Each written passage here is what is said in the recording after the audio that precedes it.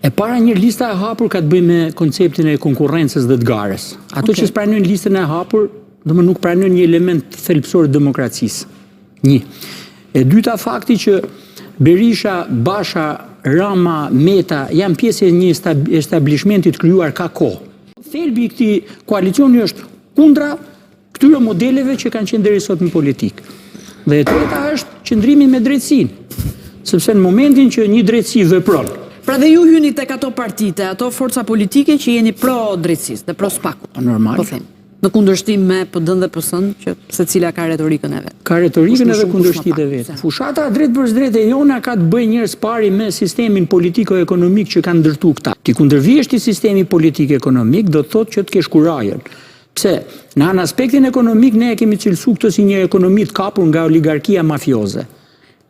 Dhe të luftosh oligarkinë mafioze është luftosh zemrën. Si luftoni ju oligarkinë mafioze? Një rrugë ka të luftohet oligarkia mafioze, vetëm të hedhësh dritë sa më shumë në lidhjet ta denoncosh, ta denoncosh. Të hedhësh dritë është edhe më shumë se të denoncosh.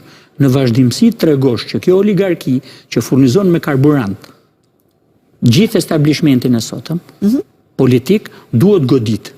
Pse duhet godit? Se ma peng ekonominë dhe furnizon klasën politike që ma peng gjithë shoqërinë. Dhe kjo është betejë themelore dhe zemra e betejës në këtë fushat elektorale. Pra ju nuk ju duhet mbështetja, po themi, e biznesit apo oligarkisë. Oligarkia dhe biznes, oligarkia janë dy gjëra ndryshe. Oligarkia është armiku numër 1 i biznesit. Çfarë do të thotë?